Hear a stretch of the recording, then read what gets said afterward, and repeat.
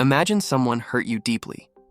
They betrayed your trust, broke your heart, or destroyed something important to you. And now, months or even years later, you still feel that anger burning in your chest every time you remember that person. Here's a truth that might shock you. Neuroscience research shows that when you refuse to forgive, you're literally poisoning your own brain. Resentment activates the same neural pathways as trauma, keeping you trapped in a constant state of toxic stress. But here's what's even more surprising. Forgiveness isn't about the other person. It's about setting you free. Today, I'm going to show you why forgiveness is the most powerful psychological tool for your own freedom, how modern science confirms what biblical wisdom has taught for thousands of years, and why forgiving doesn't mean being weak. It means being strategically smart about your own peace of mind. By the end of these 10 minutes, you'll understand why holding grudges is like drinking poison and expecting the other person to die. And you'll have a practical method to free yourself from any hurt you've been carrying. And if you've been following our series on psychology, philosophy, and biblical wisdom, I'd love for you to subscribe to the channel. We're building a community of people who want to actually grow, not just suffer in silence. So let's dive in. What is forgiveness really, and why is it so difficult? First, let's clarify what forgiveness is not, because most people have a completely wrong understanding. Forgiveness is not forgetting. Your memory won't be magically erased. You'll remember what happened. Forgiveness is not excusing the behavior. You're not saying what the person did was right or acceptable. Forgiveness is not automatic reconciliation. You can forgive someone and still maintain healthy boundaries or even end the relationship. Forgiveness is not weakness. Actually, it takes tremendous strength to forgive. So what is forgiveness? Forgiveness is the conscious decision to release resentment and thoughts of revenge towards someone who hurt you. It's you choosing not to carry the emotional weight of what happened anymore. Think of it this way. Forgiveness is firing someone from the job of controlling your emotions. You're giving them a pink slip from living rent-free in your head. Here's what happens in your brain when you hold grudges. Your amygdala remains hyperactive. It's like having a fire alarm constantly ringing in your head. You live in a state of alert even when there's no real danger. Your cortisol levels spike. Stress hormones flood your system, suppressing your immunity, disrupting your sleep, and actually shrinking areas of your brain responsible for memory and decision-making. Your parasympathetic nervous system can't function. You lose the ability to truly relax. Your mind and body get stuck in fight-or-flight mode. Stanford University research shows that people who carry resentments have higher rates of heart disease, depression, and anxiety. You're literally making yourself sick by not forgiving. And here's the cruel irony. While you're destroying yourself from the inside, the person who hurt you is probably living their life normally, completely oblivious to the suffering you're causing yourself. It's like being in prison while your offender walks free, except you're both the prisoner and the prison guard. The Bible understood this thousands of years ago. In Ephesians 4:31-32, Paul writes, "Get rid of all bitterness, rage, and anger, brawling and slander, along with every form of malice. Be kind and compassionate to one another, forgiving each other, just as in Christ God forgave you." Notice he doesn't say forgive for the other person's sake. He says get rid of, as if bitterness were a weight you're carrying unnecessarily. Jesus took this even further. When Peter asked if he should forgive someone 7 times, Jesus answered, "Not 7 times, but 77 times." This isn't literal math. It's a poetic way of saying, forgive as many times as necessary for your own liberation. And in the Lord's Prayer, Jesus included, "Forgive us our debts, as we also have forgiven our debtors." This isn't coincidence. The forgiveness you give is directly connected to the peace you receive. The Greek word for forgiveness in the New Testament is aphemi. It literally means to let go, to release, to send away. It's like opening your hand and letting something heavy drop. The relief isn't for what you released. It's for you who no longer has to carry it. The Stoic philosophers reached the same conclusion through a different path. Marcus Aurelius wrote, "How much trouble he avoids who does not look to see what his neighbor says or does, but only to what he does himself." Epictetus taught that we're hurt not by events themselves, but by our opinions about events. When you refuse to forgive, you're choosing to be hurt repeatedly by the same event. The Stoics saw resentment as a form of practical stupidity.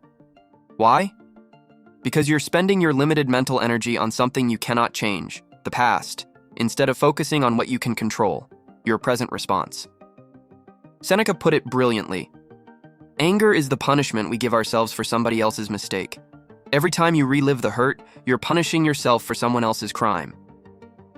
If this perspective is helpful, I'd be grateful if you hit that like button. It helps more people discover these ideas.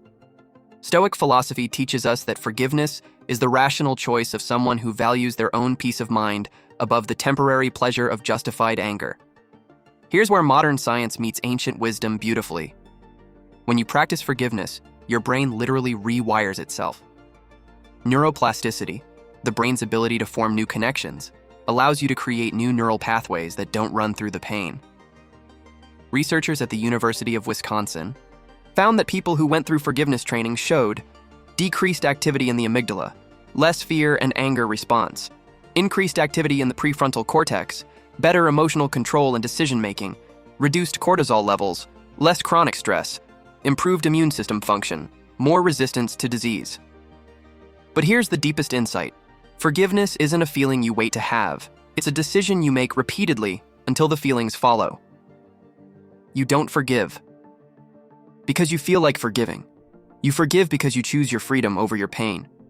And eventually, with practice, feelings of peace begin to replace feelings of anger. Think of it like physical therapy for your emotional brain. You don't wait until your muscles feel ready to exercise. You exercise until your muscles get ready. Here's the reframe that changes everything. Forgiveness is the most selfish and intelligent act you can practice. And that's not bad. That's strategic. When you forgive, you're saying, my mental well-being is more important than keeping you as a prisoner in my thoughts. You're choosing your peace over your anger. Think about it. The person who hurt you probably doesn't even think about it anymore. They're sleeping peacefully while you're lying awake replaying the situation. Who's being punished in this scenario? Forgiveness isn't about giving a gift to whoever hurt you. It's about giving a gift to yourself, the gift of mental freedom. Research shows that people who forgive have healthier relationships, are happier, live longer, and have better mental health. Not forgiving is like refusing to take medicine because you don't want the pharmacy to profit. Here's what's profound. When you finally forgive, you realize that the prison you thought you were keeping them in was actually a prison you built around yourself, and you've been the only one locked inside. Here's your practical takeaway, what I call the liberation protocol. Step 1. Count the cost, 1 minute. Make a mental or written list of what this resentment is costing you. Lost sleep, wasted energy, affected relationships, damaged health. Make the cost concrete and visible. Step 2. Redefine forgiveness, 30 seconds. Remember, you're not excusing the behavior or reconciling. You're choosing not to carry this weight anymore. You're firing this person from the job of controlling your emotions. Step 3. Make the liberation declaration, 30 seconds. Say out loud, I choose to release my resentment toward person's name. I let go of this anger not for them, but for me. I choose my peace. Step 4. Redirect the energy, 5 minutes. Every time thoughts of anger return, and they will, immediately redirect your attention to something you can control, a project, a healthy relationship, a personal goal. Use this protocol whenever needed. Forgiveness isn't a one-time event. It's an ongoing practice until it becomes a habit. Remember, you have a choice. You can keep carrying the weight of what others did to you, or you can choose your freedom. You can continue being a prisoner of your resentments, or you can be the architect of your own peace. Forgiveness doesn't change the past, but it liberates the future. It doesn't erase what happened, but it stops it from continuing to happen in your mind every single day. The person who hurt you has moved on with their life. The question is, when will you move on with yours? Here's my question for you.